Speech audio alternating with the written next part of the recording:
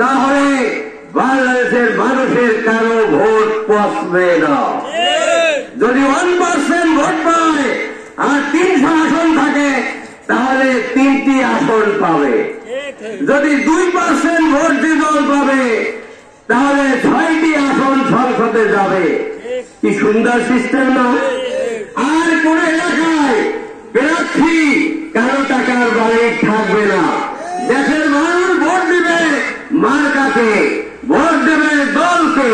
সুতরাং কারো টাকা, বেশি শক্তি এবং অবৈধ অস্ত্রমুক্ত একটি নির্বাচন এর গ্যারান্টি রয়েছে পিআর সিস্টেমের নির্বাচনে।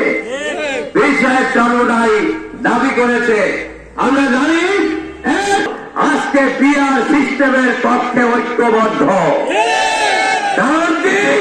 কারণ পিআর সিস্টেমে নির্বাচন হলে দ্বিতীয় কোন ফ্যাসিবাদ বাংলাদেশে তৈরি হবে না। এজন্য সংস্কার কমিটিতে যারা আছেন, নির্বাচন সংস্কার কমিটি, আমরা দৃষ্টি আকর্ষণ করব, আপনারা পিআর সিস্টেমে নির্বাচনের ব্যবস্থা করেন। অন্যথায়